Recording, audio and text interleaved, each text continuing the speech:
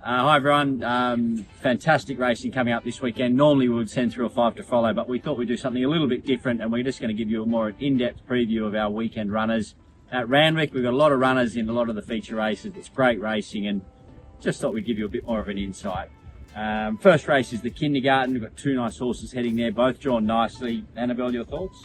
Yeah, both for Triple Crown. Missile Magnate's probably the slightly more exposed of the two. He's had couple of starts, broke his maiden last time out and was good that day. Look, this is a strong race, but we feel he's progressive.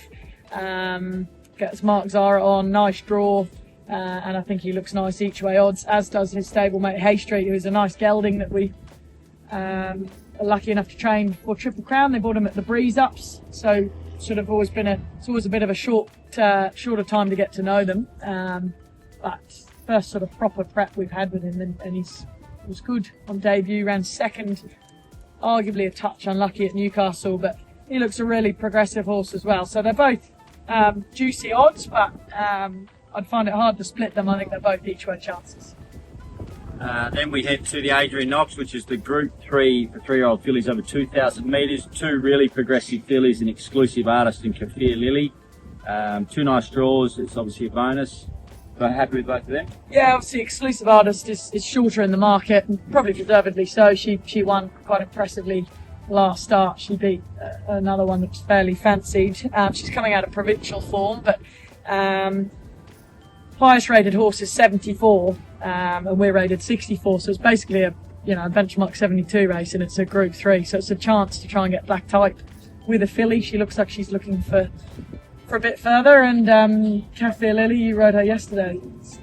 You put final touches on her. So, yeah, no, she's sort of been crying out for 2,000 metres. She's very progressive, big step up in grade, but we feel like she deserves a chance, and she's going well leading in.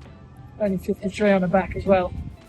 Hopeful will be looking for Rain. He's drawn middle of the pack. He actually ran second in this race on a bottomless track previously. Concerned that the track might be a bit on the quick side for him, and it's probably a deeper race than normal, but he ran really well. We sent him north in search of wet ground last time, ran well at the Gold Coast. This is a big step up.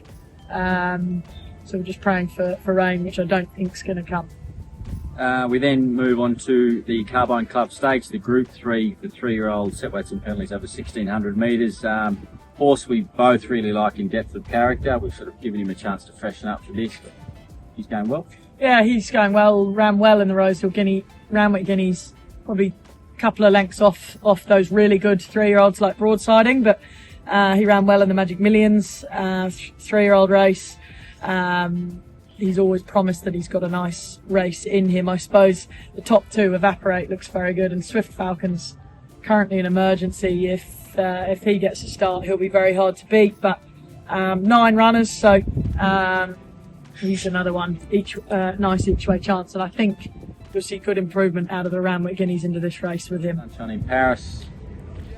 Yeah, I would have loved a better draw, because you get horses like Briasa and Jolie Star have drawn well, and it's often, there's not much between these top line sprinters, but I wouldn't swap her for anything else in the race. I think she's absolutely airborne. She's one of the best, if not the best horse we have in the stable, certainly in the sprinter divisions. She looks magnificent. She had a track gallop on the Kenzo the other day and worked really well, and I think Chad gave her an 11 out of 10 ride in the Canterbury Stakes. He drew wide there, and he managed to get her 1 out, 1 back. But the horse he followed never took him anywhere. So I said to him it was a waste of a ride, because he couldn't have positioned her probably any better. But if he can get a similar spot from the awkward alley, I think she can make a case for herself big time. She looks great. Next one of our stable favourites in Port Lockroy, heads to the Doncaster Mile, the time-honoured Doncaster.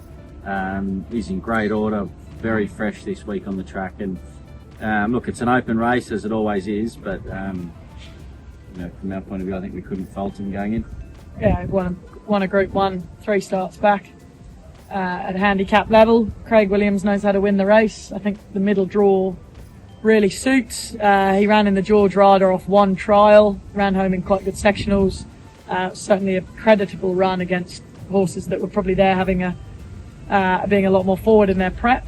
So he's another one at sort of juicy odds. I think there's a couple of horses that look tough to beat. Linebacker with 49 looks extremely well placed here. Even Gringotts with 55.5 I actually think looks quite well weighted, despite being sort of equal second top weight. But a very good race, as it always is, but he couldn't be going any better.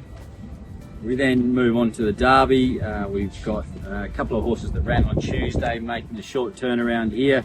Obviously a big ask, but we've been certainly very happy with both horses coming out of the run. Yeah, I think Black Babylon looks unlikely to run. He's now third emergency, was fifth emergency, but probably not overly keen on backing him up necessarily, but I don't think he'll get a run. Firm Agreement, however, was nearly off the back of the telly screen in running in the Tulloch on Tuesday, before flashing home, ran the fastest last 4 furlongs of the race.